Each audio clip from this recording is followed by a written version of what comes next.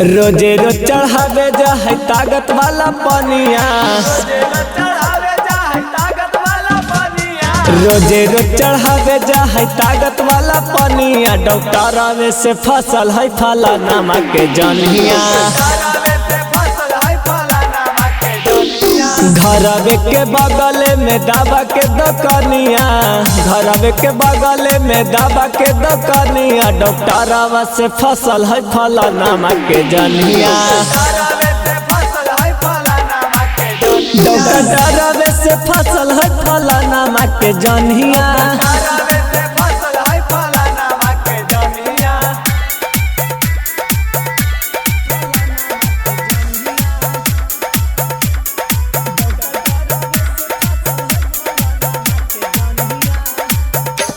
कि मिले जा है सजे सवर के मेहदी कलवरे भैया।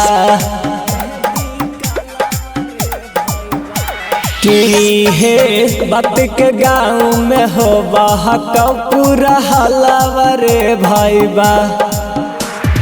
एखनी के खेतवा में देखा कई मामनिया। एखनी के खेतवा में देखा कई मामनिया। डॉक्टर आवे से फसल है फलाना के जनिया। डॉक्टर आवे से फसल है फलाना के जनिया।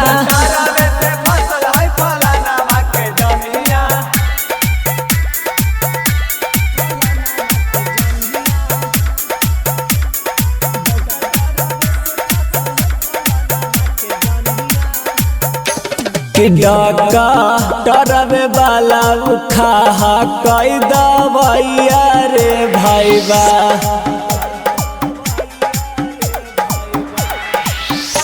लगाई सरदी बुखार कर है कईयो रे भैया। मालू बिहारी संतोष देखा है रहनिया। मालू विक्रांत दोनों देखा है रहनिया। डॉक्टर आवे से फसल है फलाना के जनिया। डॉक्टर आवे से फसल है फलाना के जनिया।